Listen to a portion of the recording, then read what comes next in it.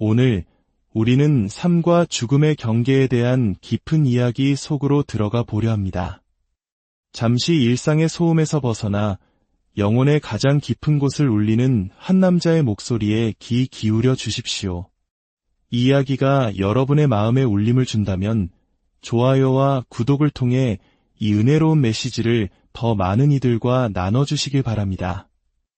여러분의 작은 실천이 누군가에게는 큰 위로와 희망이 될 수 있습니다.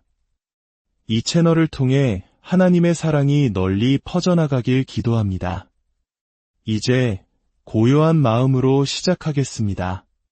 만약 오늘이 내 삶의 마지막 날이라면, 만약 이 순간이 내 인생의 끝이라면, 그 너머에 과연 무엇이 있을지 저는 정말로 알지 못했습니다. 살면서 들어온 이야기는 많았지만 그 궁극적인 질문에 대한 답을 아는 사람은 아무도 없으니까요. 죽음의 문턱에서 저는 다시 어린 소년이 된 제 자신을 떠올렸습니다. 아주 어렸을 때부터 겪었던 모든 일들이 주마등처럼 스쳐 지나갔습니다. 사랑하는 아내를 만나고 새 아이의 아버지가 되었던 순간까지 제 삶의 모든 장면들이 파노라마처럼 펼쳐졌습니다. 그래, 나는 참 좋은 인생을 살았구나. 정말 감사한 삶이었다. 그 순간 온몸을 짓누르던 고통이 아주 서서히 사라지기 시작했습니다. 마치 누군가가 제 가슴까지 따뜻한 담요를 덮어주는 듯한 포근함이 느껴졌습니다. 저는 폐에 가득 담을 수 있는 만큼 마지막 숨을 깊게 들이마셨습니다. 그리고 눈을 감았습니다. 제 의식은 그렇게 깊은 어둠 속으로 잠겨들었습니다. 제 이름은 에반입니다. 저는 평범한 가정에서 태어나 사랑이 넘치는 어린 시절을 보냈습니다. 부모님은 서로를 아끼고 사랑하셨으며 저와 제 여동생에게 늘 따뜻한 울타리가 되어주셨습니다. 저희에게 성실함의 가치를 가르쳐 주셨죠. 저는 어릴 적 동네에 눈을 치우는 일을 도맡아 하며 부지런히 일하는 법을 배웠습니다. 하지만 경제 상황이 어려워지면서 아버지는 새로운 일자리를 찾아 가족과 함께 캘리포니아 남부로 이주해야 했습니다. 마치 1960년대와 70년대 우리 부모님 세대가 더 나은 삶을 위해 정든 고향을 떠나 서울로 또 중동으로 향했던 것처럼 말입니다. 그곳에서 저는 주유소에서 일하기 시작했고 얼마 후 부모님께서는 그 주유소를 인수하셨습니다. 저는 고등학교에서 운동부 활동을 마치면 저녁 6시부터 밤 10시까지 주유소에서 일했습니다. 고된 시간이었지만 자동차에 대해 모든 것을 배울 수 있었던 즐거운 경험이었습니다. 엔진을 분해하고 재조립하며 기술을 익혔죠. 이 경험을 바탕으로 저는 자연스럽게 자동차 부품 및 액세서리 사업에 뛰어들었습니다. 처음에는 한 회사의 전국 영업 관리자로 시작했고 나중에는 자동차 부품을 제조하는 회사의 운영 부사장 자리까지 올랐습니다. 성공적인 경력을 쌓기 위해 저는 미국의 여러 지역으로 이사를 다녀야 했습니다. 그러던 어느 날 또 한 번의 이사로 저는 로키 산맥 지역에 거주하게 되었습니다. 집은 산의 이쪽 편에, 직장은 산의 반대편에 있었죠. 3월의 어느 늦은 밤이었습니다. 저는 늦게까지 이어진 업무를 마치고 산을 넘어 집으로 향하고 있었습니다. 낮 동안 녹았던 눈이 다시 얼어붙어 길은 살얼음판처럼 미끄러웠습니다. 작은 언덕을 넘어가는 순간 제 차의 헤드라이트 불빛에 갑자기 사슴 한 마리가 나타났습니다. 저는 본능적으로 사슴을 피하기 위해 핸들을 왼쪽으로 급하게 꺾었습니다. 사슴을 지나친 직후 다시 핸들을 오른쪽으로 돌렸지만 차는 제 통제를 벗어나 미끄러지기 시작했습니다. 제 차는 거대한 세미트럭과 정면으로 충돌했습니다. 트럭은 제 차의 운전석 바로 뒤 앞바퀴 부분을 들이받았습니다. 그 충격으로 차체는 그 지점부터 오른쪽 뒷좌석 후미등까지 대각선으로 완전히 찢겨나갔습니다. 차량의 왼쪽 부분은 형체도 없이 사라졌습니다. 갈비뼈는 300군데 이상 골절되었고 오른쪽 무릎은 대시보드에 부딪히면서 대퇴골두가 엉덩이뼈를 뚫고 들어가 버렸습니다. 제 몸은 말 그대로 만신창이가 되었습니다. 저는 찌그러진 차 바닥에 쓰러져 있었습니다. 무슨 일이 일어났는지 전혀 알 수 없었습니다. 팔을 뻗어 간신히 보이는 좌석 쪽으로 몸을 끌어올리려 했지만 움직일 수가 없었습니다. 몸의 왼쪽 전체가 마비된 듯 아무런 감각이 없었습니다. 몸을 움직이려 애쓰는 동안 척추에도 심각한 문제가 생겼다는 것을 깨달았습니다. 등 중앙부터 아래까지의 모든 감각이 순식간에 사라졌습니다. 저는 그 순간 생각했습니다. 오, 하나님, 저는 이제 하반신 마비로 살아가게 되겠구나. 주변의 사람들이 모여들었고 그들은 저에게 계속 말을 걸었습니다. 누군가는 도움을 요청하기 위해 가장 가까운 농가로 달려가 전화를 걸었다고 했습니다. 하지만 가장 가까운 작은 병원도 최소 35분은 좋게 걸리는 거리였습니다. 구급차가 이곳까지 오려면 얼마나 더 걸릴지 알 수 없었습니다. 날씨는 믿을 수 없을 정도로 추웠고 제 몸은 걷잡을 수 없이 떨리기 시작했습니다. 저는 지독한 외로움을 느꼈습니다. 그리고 제 몸은 점점 더 약해지고 있었습니다. 그때는 몰랐지만 비장이 심하게 파열되어 몸 안에서는 엄청난 출혈이 일어나고 있었습니다. 이내 상상할 수 없는 고통이 온몸을 덮쳐왔습니다. 저는 그야말로 극심한 고통 속에서 신음했습니다. 숨쉬기가 힘들어졌습니다. 폐에 충분한 공기를 불어넣는 것조차 버거웠습니다. 저는 직감했습니다. 이것이 내 삶의 마지막 순간일 수 있겠구나. 만약 오늘이 내 삶의 마지막 날이라면, 만약 이 순간이 내 인생의 끝이라면, 그 너머에 과연 무엇이 있을지 저는 정말로 알지 못했습니다. 살면서 들어온 이야기는 많았지만 그 궁극적인 질문에 대한 답을 아는 사람은 아무도 없으니까요. 죽음의 문턱에서 저는 다시 어린 소년이 된 제 자신을 떠올렸습니다. 아주 어렸을 때부터 겪었던 모든 일들이 주마등처럼 스쳐 지나갔습니다. 사랑하는 아내를 만나고 새 아이의 아버지가 되었던 순간까지 제 삶의 모든 장면들이 파노라마처럼 펼쳐졌습니다. 그래, 나는 참 좋은 인생을 살았구나. 정말 감사한 삶이었다. 그 순간 온몸을 짓누르던 고통이 서서히, 아주 서서히 사라지기 시작했습니다. 마치 누군가가 제 가슴까지 따뜻한 담요를 덮어주는 듯한 포근함이 느껴졌습니다. 저는 폐에 가득 담을 수 있는 만큼 마지막 숨을 깊게 들이마셨습니다. 그리고 눈을 감았습니다. 제 의식은 그렇게 깊은 어둠 속으로 잠겨들었습니다.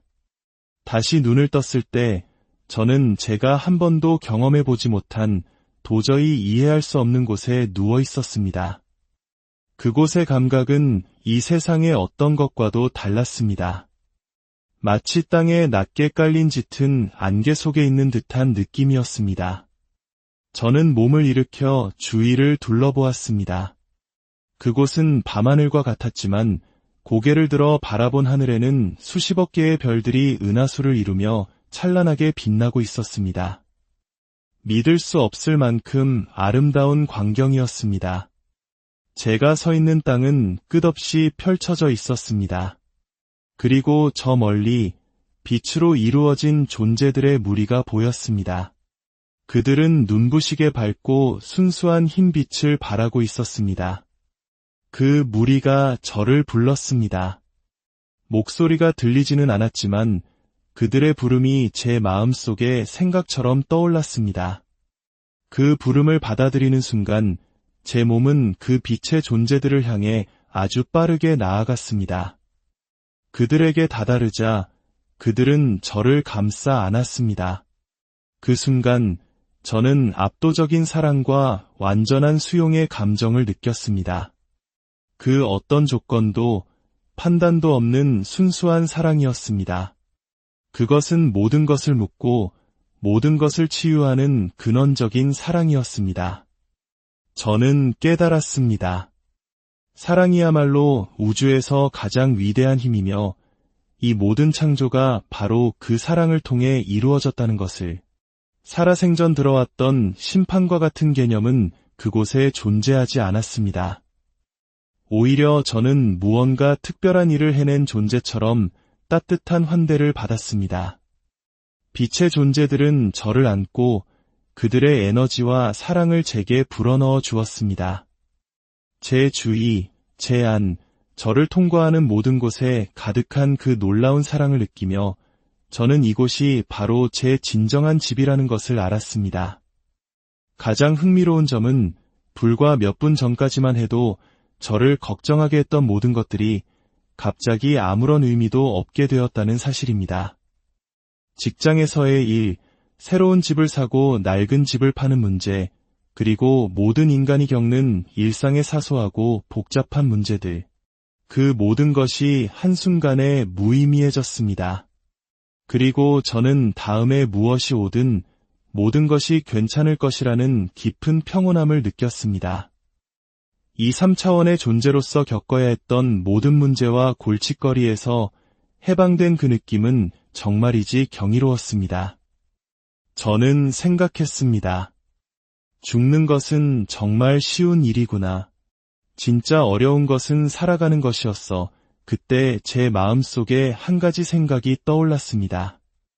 이곳에 머물거나 아니면 다시 돌아가는 것을 선택할 수 있다는 것이었습니다. 그것은 온전히 저의 선택에 달려 있었습니다. 저는 깊은 고뇌에 빠졌습니다. 무엇을 해야 할지 알 수 없었습니다. 그 순간 제 세 어린아이들과 사랑하는 아내의 얼굴이 떠올랐습니다. 아이들이 자라는 모습을 보고 싶었습니다. 그들의 삶이 어떻게 펼쳐지는지 지켜보고 싶었습니다. 바로 그 생각을 한순간 저는 제 육신으로 로켓처럼 쏘아 올려졌습니다. 제 몸은 여전히 찌그러진 차 안에 누워 있었고 살을 내는 듯한 추위가 느껴졌습니다. 저는 이 부서진 육신 속으로 제 영혼을 다시 밀어 넣으려 애썼습니다. 그리고 그 순간 그 끔찍했던 고통의 기억이 한꺼번에 되살아났습니다. 저는 비명을 질렀습니다. 눈을 뜨자 구조대원들이 도착해 있었습니다. 그들은 유압 절단기를 이용해 오른쪽 문을 뜯어내고 제 머리 위로 찌그러진 지붕을 잘라내고 있었습니다. 저를 척추 고정판에 묶어들어 올리기 위해서였습니다.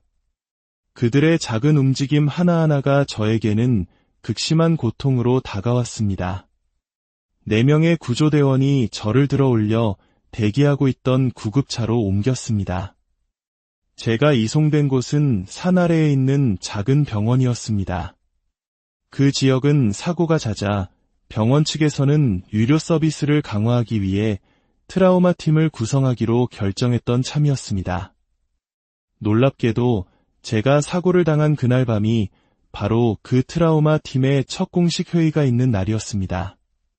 병원의 모든 의사들이 한자리에 모여 있었고 그들은 사고 소식을 듣고 환자가 오고 있다는 연락을 받았습니다. 그리고 그 모든 의사들이 저를 맞이하기 위해 기다리고 있었습니다. 저는 곧바로 수술실로 옮겨졌습니다. 의사들은 제가 그날 밤을 넘길 확률이 3%에 불과하다고 말했습니다. 하지만 그곳에 있던 모든 의사들이 저에게 매달렸습니다. 그들은 제 생명을 구하기 위해 수많은 시간 동안 사투를 벌였습니다. 그들은 놀라운 예과 의사들이었고 제가 살아남을 수 있도록 할 수 있는 모든 것을 다했습니다. 저는 그들에게 깊은 감사를 느낍니다. 그 임사체험 이후 제 삶은 변했습니다. 완전히 근본적으로 바뀌었습니다. 제 아내와 아이들은 마치 다른 사람과 함께 사는 것 같다고 말할 정도였습니다. 저는 이전과는 다른 방식으로 행동하기 시작했습니다. 제 자신을 성찰하고 내면을 가꾸는 데 집중했습니다. 채식주의자가 되었고 삶의 모든 방식을 바꾸었습니다. 그로부터 아주 오랜 시간이 흐른 뒤 저는 학교로 돌아가 공부를 하고 있었습니다. 어느 날 수업 시간에 임사체험에 관한 다큐멘터리를 보게 되었습니다.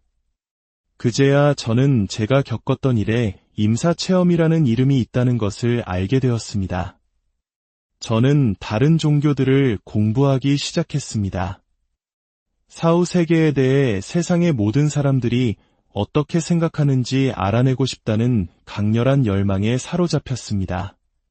이슬람교, 수피즘을 공부했고 손에 닿는 모든 자료를 닥치는 대로 읽었습니다. 당시 저는 불교 공동체가 활성화된 콜로라도에 살고 있었습니다.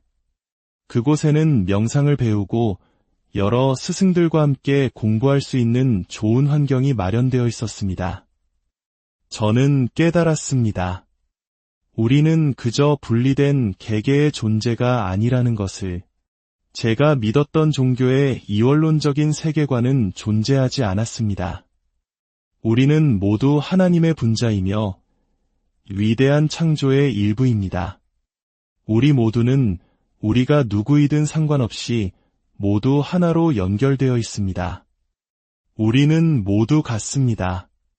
저는 하나님이 저 멀리 하늘에만 계신 것이 아니라 모든 것 안에 그리고 우리 각자의 내면 가장 깊은 곳에 존재하신다는 것을 깨달았습니다. 지금 여기 함께 있는 우리 두 사람도 이 창조의 일부입니다.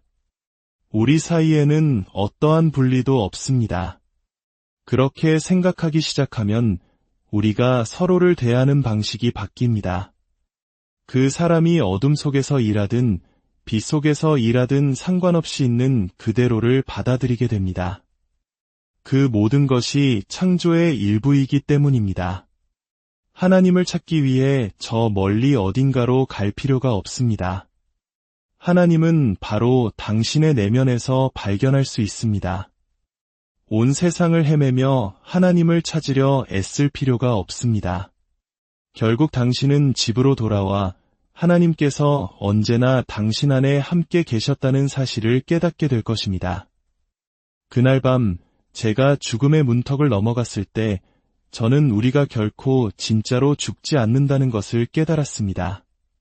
그 너머에는 사랑과 풍요로움으로 가득 찬 곳이 있습니다. 저는 이곳에서의 삶이 얼마나 놀라운 기회인지를 배웠습니다. 인생은 위대한 의미를 지니고 있으며 우리는 이곳에서 큰 교훈을 얻습니다. 우리는 생계를 위해 분투하고 자신을 교육하기 위해 애쓰며 서로 잘 지내기 위해 노력합니다. 우리가 선함을 볼 수 있기 위해서는 고난이 필요합니다. 우리가 빛을 알아볼 수 있기 위해서는 어둠이 필요합니다.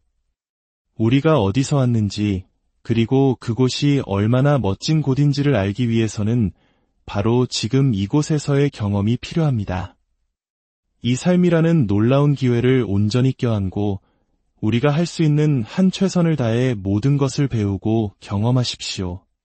오늘 이 이야기를 들으신 모든 분들의 삶에 하나님의 크신 축복과 평화가 함께하기를 진심으로 기도합니다. 당신은 혼자가 아니며 언제나 무한한 사랑 안에서 보호받고